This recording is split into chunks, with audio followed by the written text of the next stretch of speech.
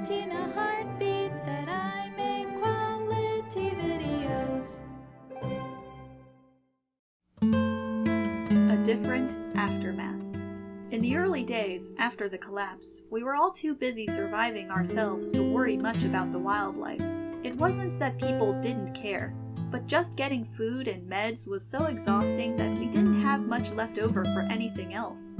By the time things evened out and you could easily pick up insulin or asthma meds or a plate of spaghetti again, it felt almost pointless. The only animals we saw were the urban ones, pigeons on rooftops and rats in the drains, raccoons digging through dumpsters and house sparrows stealing crumbs around our feet, our fellow city dwellers.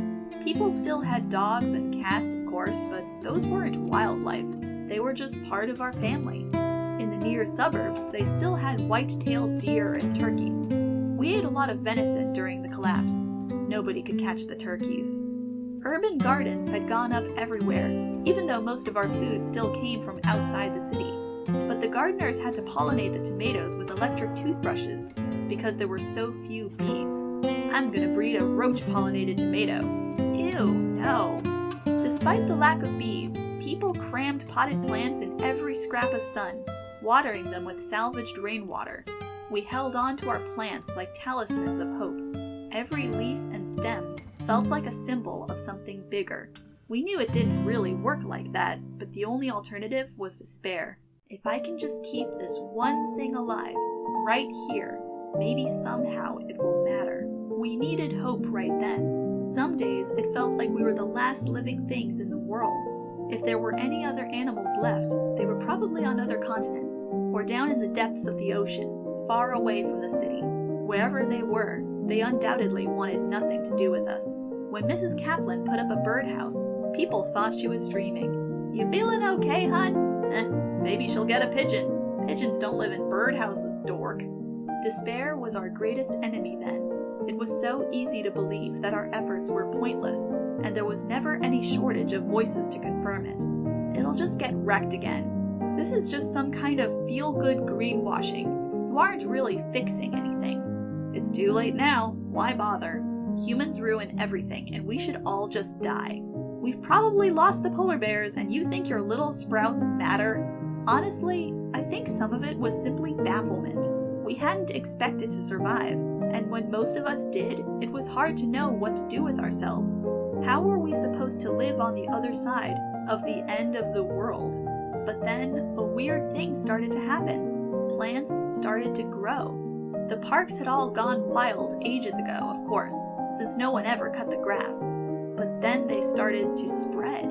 Green began to creep out of them. Little weedy tentacles sending out runners and digging into cracks in the pavement. Some of us had worked so hard before the collapse to bring nature into the city. Then it turned out that we just had to stop fighting to keep it out. This wasn't an unmixed blessing. It took volunteers ages to rip out the kudzu that took over the old mall. They say you can eat this stuff, you know. I'll get you a fork, shall I? Trees sprang up in alleys. The rooftops acquired a haze of weeds. Opinions were mixed about the wild roses. Aren't they beautiful? The stems nailed my front door shut. I had to climb out a window. But they smell so nice. Rabbits started raiding the gardens, and urban coyotes turned up to catch them. That spring, bees showed up in the gardens as if they'd never left. Big carpenter bees, mostly. We hailed them as heroes. Not that they noticed. Oh no, what if it burrows into someone's pristine new deck? New birds appeared alongside the familiar pigeons. I cried the first day I heard frogs singing after a rain.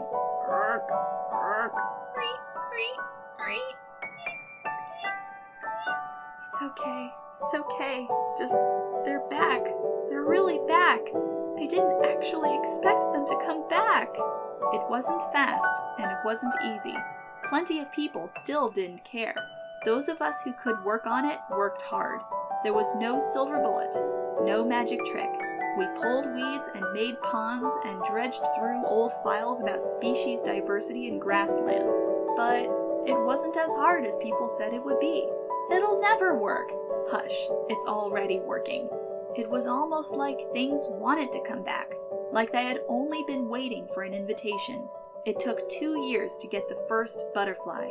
2 years after that, you could see them drifting like bright paper confetti anywhere in the city. Obviously, we had a lot of false starts. Some things just plain didn't work. We could have written whole books about our failures.